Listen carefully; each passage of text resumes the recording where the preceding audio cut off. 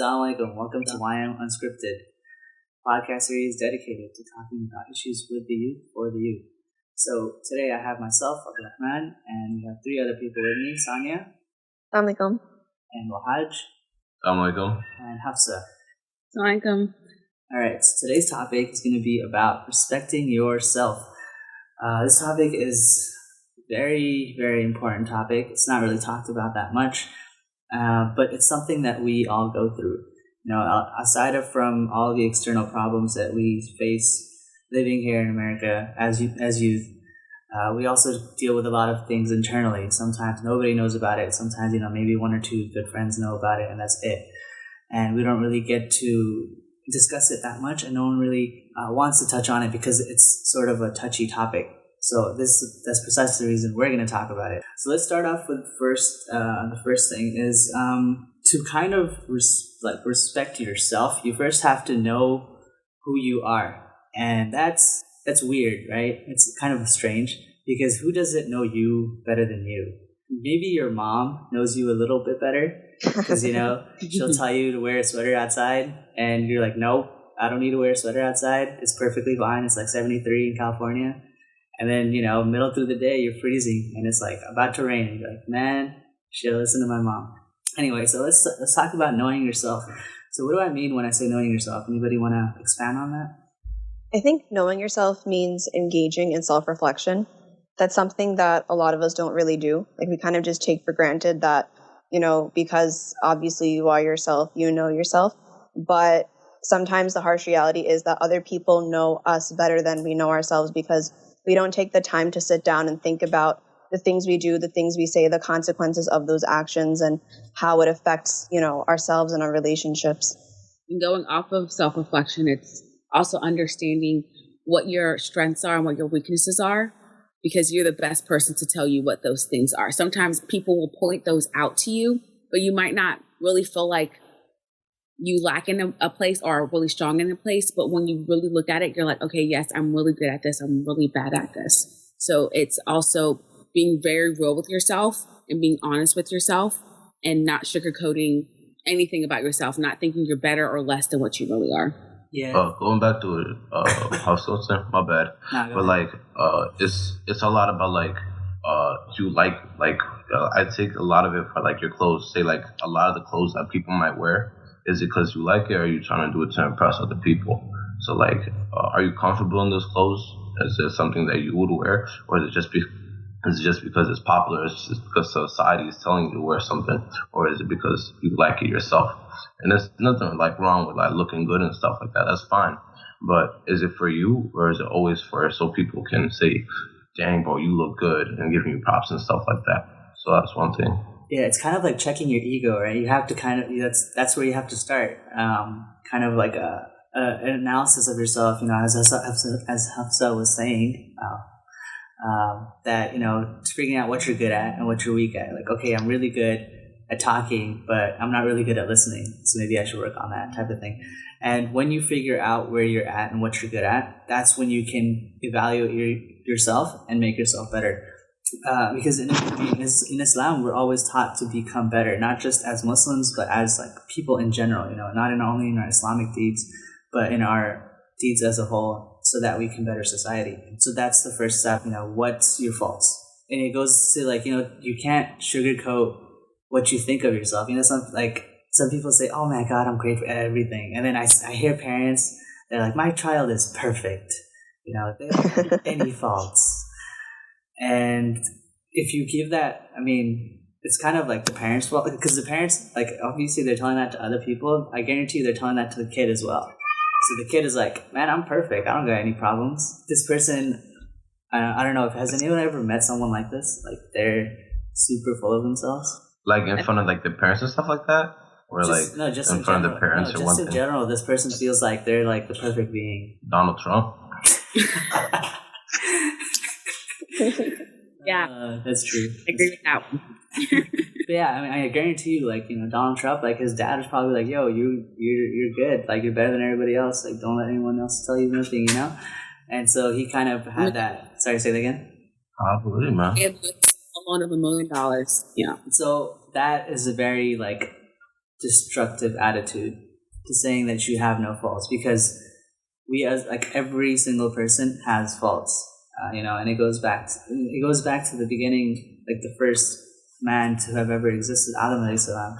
He, when it was time for him to pass and to move on, the angel of death came to him and said, "Hey, it's time it's your time." And he said, "What are you talking about? I still have like X amount of years."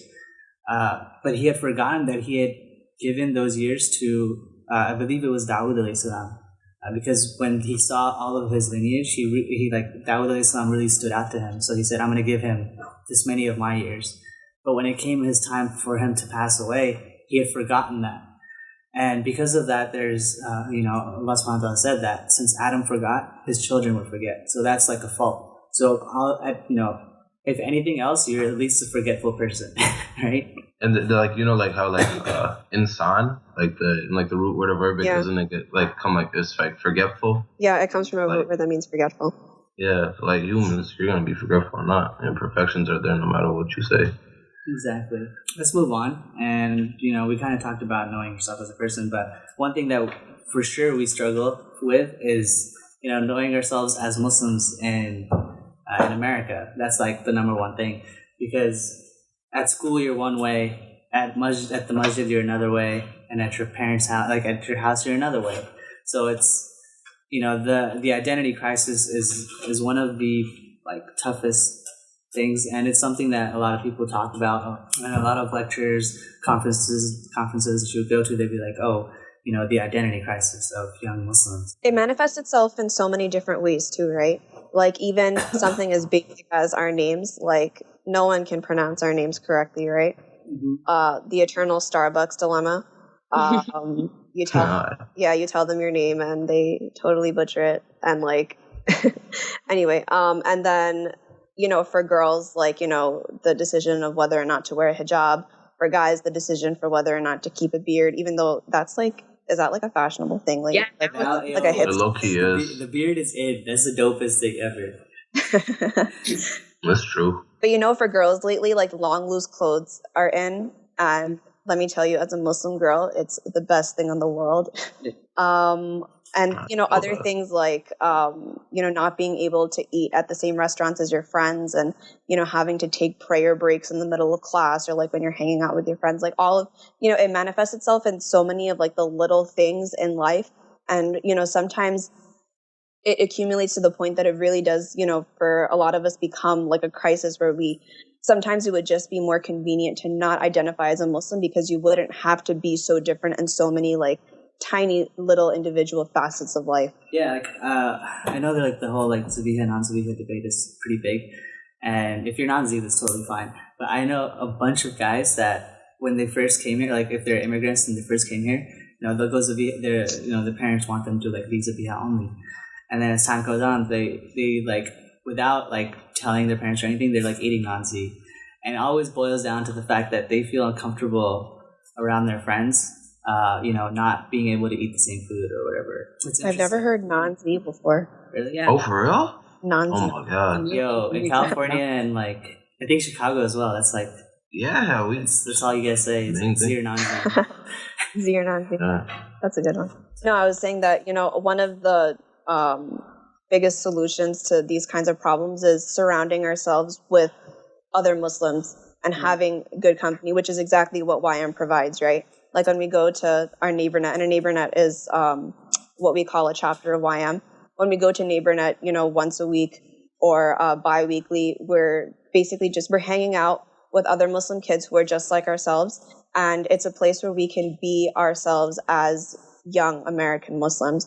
And so it's a place where we don't have to deal with the problems of having to take a prayer break, or eating Z or non-Z, or having your name being totally butchered. Yeah, it's that one day a week where you just get to be yourself without having any worries, and it's amazing. So I wanted to go back to kind of the identifying self as Muslims. For me personally, I want to share a story. Was when I came here to America when I was 9 years old. Right now I'm 24, so it was a long time ago. But when I came here, from Pakistan, my parents all of a sudden would tell me, hey, you can't do this, you can't do that. When you go to school, make sure to eat the vegetarian stuff. Don't eat the meat. And I'm thinking to myself, I'm like, why? Like, why do I all of a sudden have to do this stuff? And I felt it's because of those, for me personally, I felt it was because of those restrictions that I kind of learned what Islam was. Because in Pakistan, like, everything's already there. I didn't really feel like I was a Muslim there because it's all part of the culture. Like, you go to prayer because everyone's going to prayer. You like eat salat. That's probably one of the only times we went to and the masjid like for Jummah, and that's it. And but when you came here, it's like, oh, remember to pray. It's like, wait, what? So here, because I was a minority, because not everyone was doing everything, I had to question. I was forced to question, like, why am I doing things different? Why am I different? And I feel like that helped me develop as a person and as a Muslim a lot faster. I think that's completely true. When I went to Nigeria over the summer, all of our aunts and cousins, they were all surprised. They were saying, we're so surprised that you guys are as Muslim as you guys are. And when it came down to it, even though they were born and raised in a Muslim community, we still know much more than they do, because it's like we actually are forced to. You're forced into Islam. It's not as if everything around you is okay. Like you have to make. Not everyone's wearing hijab, so it's a conscious choice for you to wear a hijab. Or going to pray. You don't have masala. You don't have masjids everywhere for you to go pray. So it's like you have to actually make the effort to go pray. You have to make an effort to find Muslim friends. And I think that was like the biggest thing with me transitioning into YM was like, okay, I'm comfortable with being Muslim. And when I got around Muslims in general, it just, everything else fell into place. Like praying fell into place. Like Allah my schedule just kind of cleared up to pray. But beforehand, it was like when I was so uncomfortable being Muslim, I was scared to show people. I'm like, yeah, I'm Muslim. People are like, you can look at my name and know I'm Muslim. But I'm like, yeah, okay, but let's push that to the side.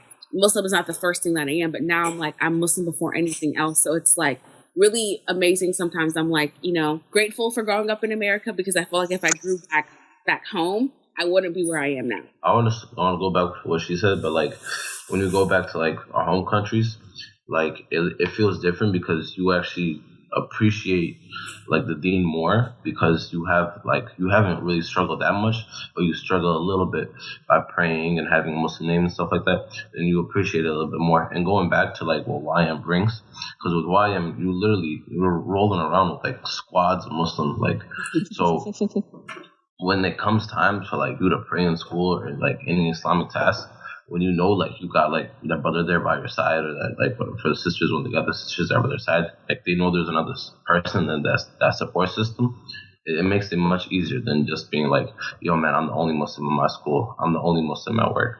Be like, no, we all have like the same problems, but we face them together.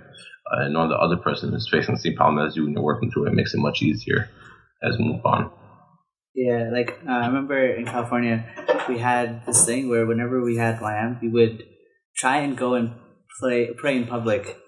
Like if we were going to play a sport, we would pray at the park, and we would make an effort to just pray together in public. It's just like another thing. And there's some brothers that would complain like, oh my God, I'm going to pray in the grass, or oh my God, we have to pray on the road. Like, yo, suck it up, let's do it. But it was awesome. It's an awesome experience. So now that you've kind of analyzed yourself as a person, the first thing you have to do is now you have to accept this person that you have written down. And first things first is we have to stop apologizing for our religion. Like it's really like we should not be apologizing for our deen. I mean, if you know the deen, you know the truth, right? That should be the first things first. Is like what you're doing is the truth. And there are obviously people that will twist the words to, whatever favor they have, but you know that at the end of the day, the religion that you believe in is true. And it's sort of like apologizing for, oh my God, I'm sorry, I have to go pray. I'm so sorry. I'll be back in like 5 minutes. Like, what? That shouldn't happen. I think even if you look at it on a larger scale, like, all these tragedies happen and then people expect Muslims to apologize as if like, all, 1 point whatever billion of us are behind it. But like, obviously that's not the truth. And so, and that gets really discouraging for a lot of people, like, especially if you are like the only Muslim at school, the only Muslim at work, the only Muslim in your group of friends that, you feel that we have to constantly apologize for, all of these tragedies that are happening. But just know that you don't have to apologize for anything because you didn't do anything. These are people doing things in the name of Islam. And, whatever they're doing is stuff that's completely the opposite of what Islam teaches. And so, wow, there goes my train of thought. It's okay. Help me out here, guys. No, but like, I know like Naman Ali Khan, he talks about this stuff a lot. And it's like something that he mentioned as like we move on as like a generation and we get into like different fields, journalism, like doctors, lawyers, anything like that. Like we don't just concentrate on one thing. All of us become doctors. All of us have like a spread of majors. And like once we get into professional fields and like we have like Muslim professionals, we can actually like, instead of them always asking questions about us, be like, why does this happen in your religion? Why does this happen? Always bashing on us. Maybe we should like respond back and ask them questions. And it's not a form to really bash on them, but actually like as a form of giving dawah and like to try to bring hidayah to them. And it's more of like taking command and not only just like not apologizing, not like really attacking back, but showing that like it's like giving dawah a little bit more aggressively, but like pushing back a little bit too. Yeah, that's what you're being more proactive instead of being passive. Yeah. Exactly. Yeah, instead of always backing down. You should be charging forward a little bit. And going back to what you were saying, when it's not like attacking people, I've learned that if you respect yourself, you automatically have more respect for other people. So if you do not have respect for yourself, you're just going to be a disrespectful person in general, And the thing is you can never control what people say to you, but you can always control what your reaction is to people. And you have to have enough self-respect and enough self-confidence to be like, okay, you know what, I'm going to respond in a respectful manner because I respect myself and I respect them. They don't have to respect me. I'm going to respect them because I have self-respect. I'm snapping my fingers right now. It's like killing them with love. Yeah. Yes. And You guys ever heard that poem before? Yeah, like kill them with kindness. Yeah. My favorite poem. And then one thing, I noticed is we tend to be, like Muslims, we tend to be very reactionary. Rather than, being proactive in the first place. Like something bad happened, like, oh, we're not like this. This is not who we are. But it's like before that, what were we doing? We were in our own Muslim bubble circles, and we never really like reached out to the community at all. We never really went out and told people like, hey, this is like Islam, and we're not really involved in a lot of the community as a whole. We're involved in the Muslim community, yeah, like the Muslim community is growing. But what about the city as a whole? Like how many people are running for office in the city council? There's probably like one outlier out of like the thousands of Muslims that are in that city. So it's we are stuck in our own little circle, and we don't get out until something happens and we're forced to get out. But we should all and that's destructive, and we're seeing the effects of that because a lot of people are saying that this is how Islam is, I guess, because nobody else is telling them otherwise, and we have to be the ones to tell them otherwise, right? Okay, so that was kind of a big tangent, but going back to yourself, because we're talking about supposed to be talking about ourselves today.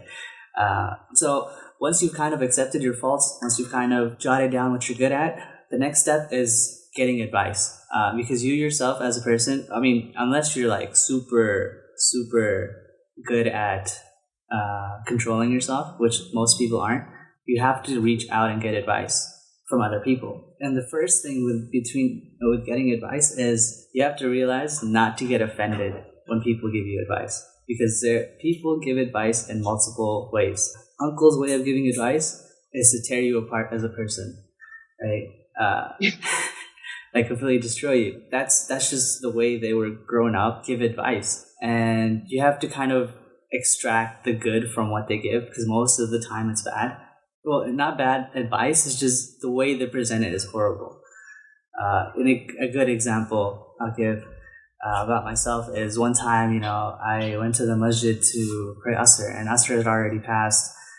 So I just went in, like there's nobody there. I went in and I prayed in like the middle. I prayed in a way, I guess, where if someone was to come in and had to go to the front, they would have to like make an active effort to like avoid me, to go to the front, you know. And I'm just like, okay, nobody's here, I'm gonna pray.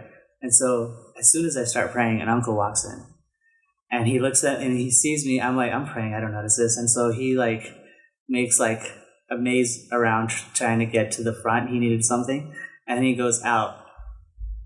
And then I finish praying, and I'm out. I go outside, and the uncle's waiting for me. I'm like, oh God. So he just goes off on me. He's like, what are you doing? Like, do you not have any sort of like common sense?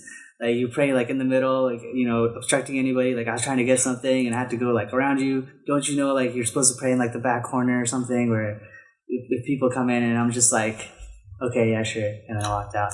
But, you know, what he said was right, but the way he said it was terrible.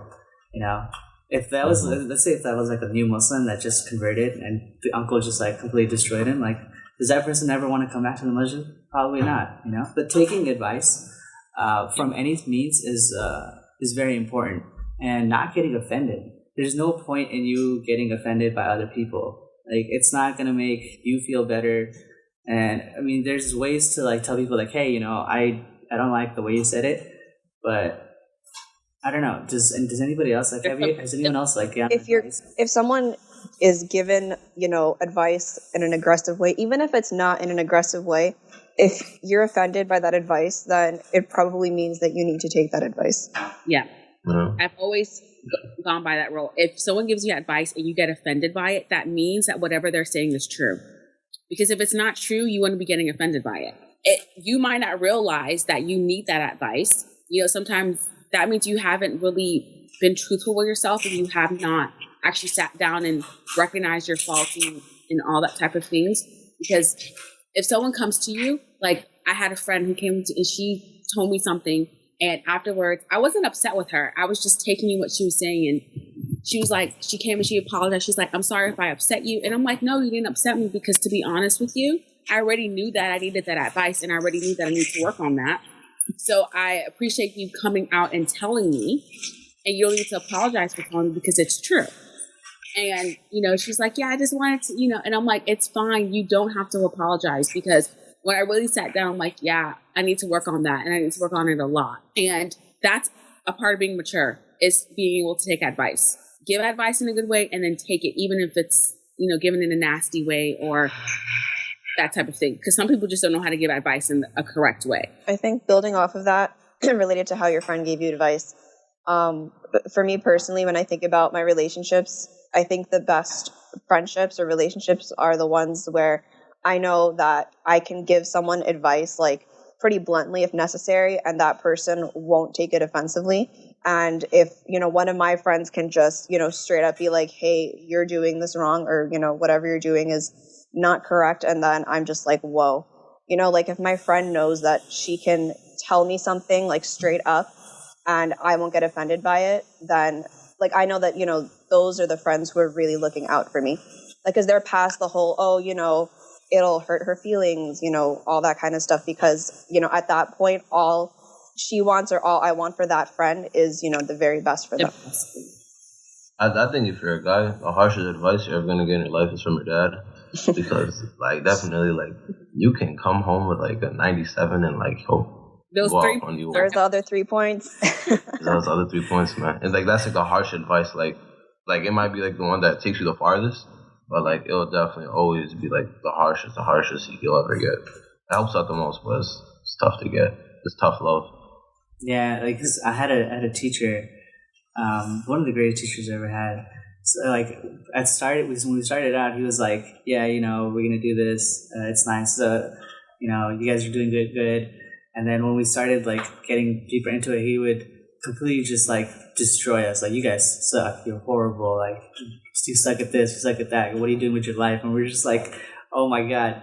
Like, he's ripping us apart. But then he'd always say, like, look, I'm not doing this because I get pleasure out of it. I'm doing this because I want to prepare you guys for the real world. Right? When you go out there, like, no one's like, if somebody else does this to you, you'll then look back at this, be like, oh, I can take this. Like, you know, I've had worse, or, you know, I don't get offended because I can see past it. And he's like, see past the aggressive advice so that you can become better.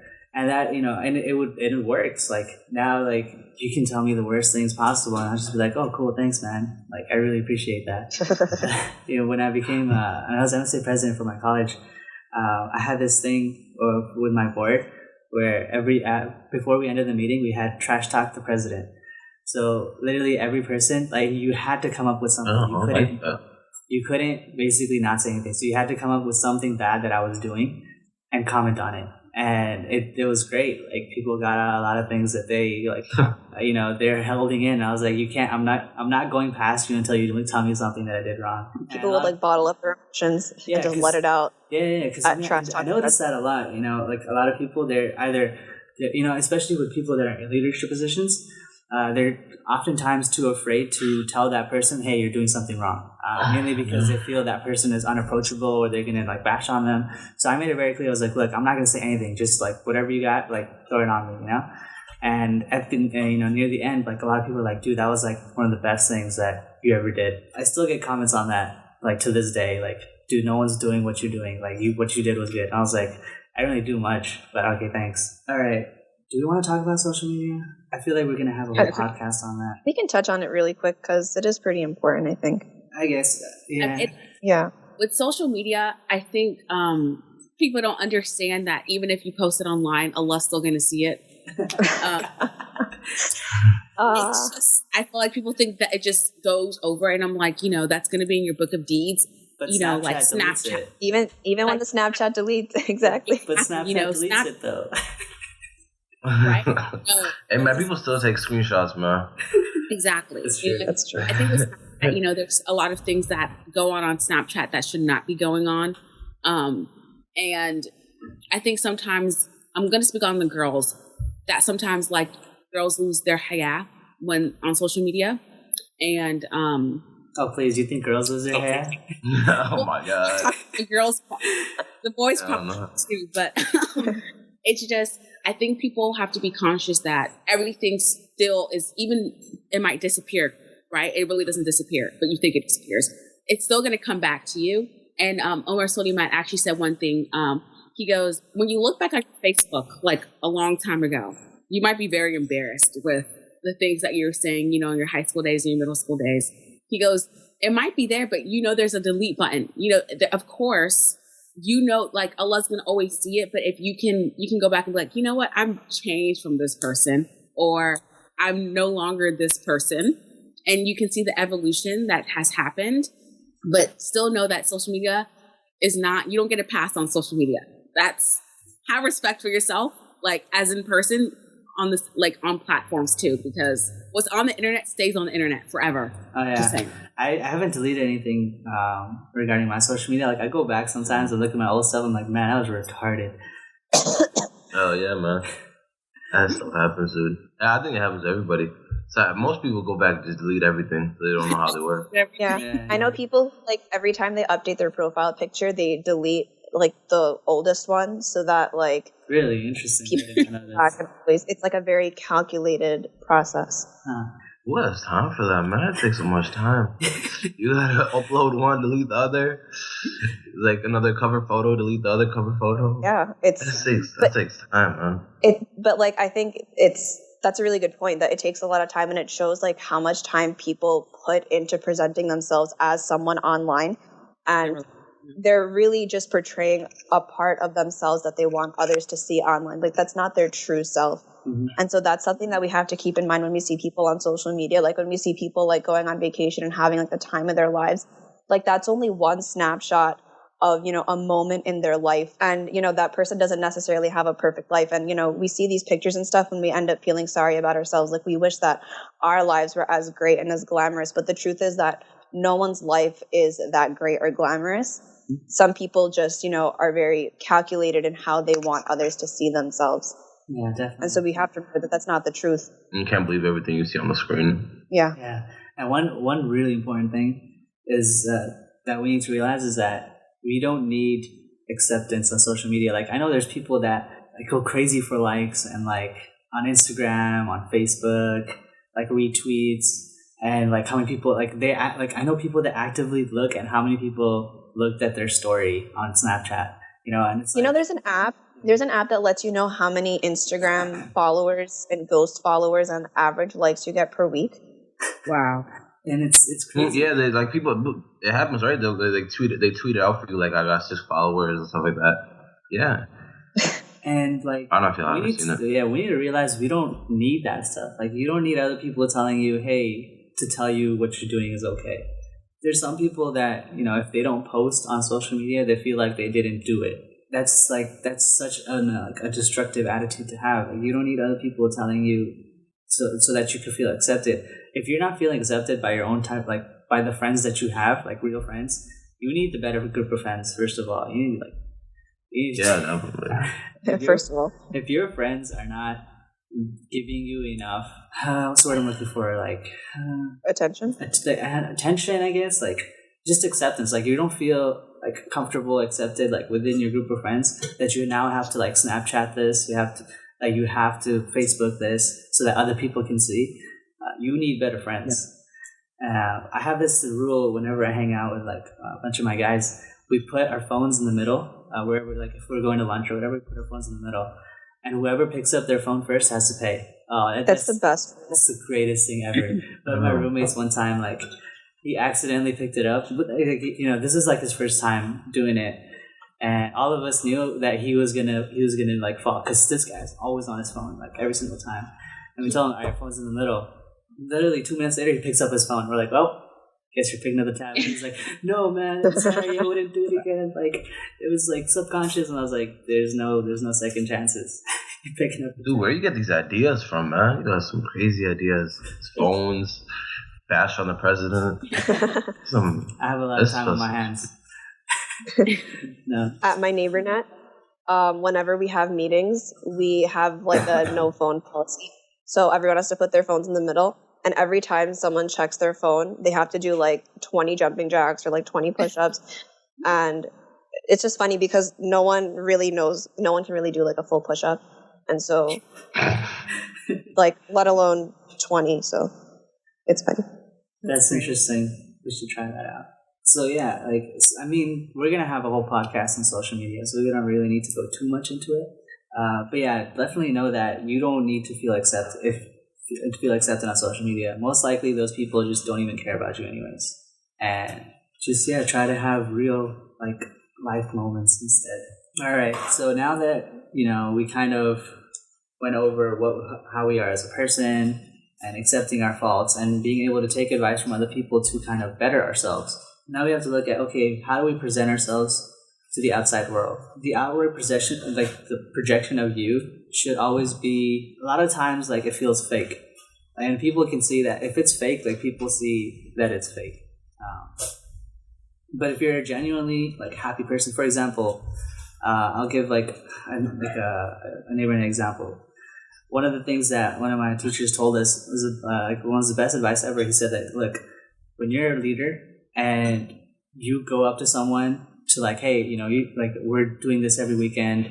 We hang out with a bunch of guys, and you know, we have a halakha. You want to join us? If you're doing this solely for the purpose of increasing your numbers so that you can look good on paper, or like you want to, you know, you want this person because he's popular and you want him to come to your neighbor net, that person, I guarantee you, will see that. If you're not sincere and like you're not wanting to help this person, you're not doing it because you like his company or you actually like believe that he can be like, you know, he can be a benefit to you, then don't do it. You're wasting his time. You're also wasting your time. You have to be sincere in what you do. There's friends that you have that you go to when you need help, and then there's friends that, you know, and that sort of friend should also be able to come to you when they need help.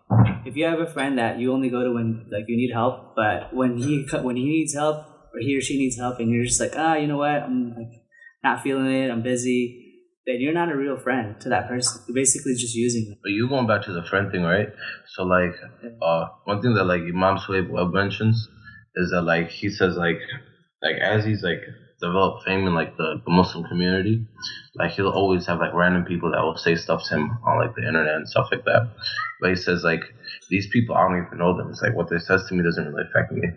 But the only few people that affects me in my life are the people that are close to me. And like the way I know like the people that are close to me is that like if I went to jail, would I be able to call them to have them pick me up? So if you have like that close group of friends, like if anything happened to you, you went to jail or something happened, would you be able to call them and pick you up? And those are the people, when they give you advice, that's when you should really take it seriously. Because if you have that relationship with them, and you're that close to them, it's not a joke or anything. They're not saying out of curiosity. It's serious, and they're really trying to help you. And those are like the group of friends you should really stay close with. You know, it's so funny that you mentioned the jail story, because just today I was thinking about, I watched like some like celebrity interview a while ago, and like it was like two of them. And one of the questions is like, you know, if you went to jail, who was the first person that you would call? So one of them said, oh, I'd call my mom. And the other one's like, oh, I'd call my publicist. So I just thought of like, you know, how much does that say about like each individual? Speaking of jail, now I'll save the story for next time. But going back to like the facade thing, I've always like, you know, of course you want people to think not highly of you, but you don't want people to really see your faults. You don't want to be vulnerable. But like as I've gotten older, I've understood that no matter how you try to paint yourself on the outside, at the end of the day, Allah's going to be judging you for how you act behind the door. You know, like not when you're around people trying to impress people, because at the end of the day, we're trying to impress Allah. You know, we're trying to get Jannah, inshallah. So it's like you want the person that you are behind the scenes to sometimes be better than the person that you come off, because you want to be sincere. You know, you don't want to be, you might be a very righteous person, okay? And you don't want to come off as this, oh, I'm better than everybody. So you have to humble yourself, you know? So it's like trying to balance being the best person that you can be and giving the best space that you can, but not overdoing it, because that's when it becomes insincere, like Brother Abdul said. That's why the best deeds... Oh, sorry. Go. Yeah, you can. That's why the best deeds are the ones done in private, right? Like when you're in prayer, and, you know, if you shed like a tear out of the fear of Allah, or giving charity so that the right hand... What is it? The right hand, the left hand doesn't know what the right hand gave. Mm-hmm. Yep. For guys specifically, like we grow up like thinking that we don't need to have emotions. Like we just need to be like that brick wall that, you know, whatever just bounces off.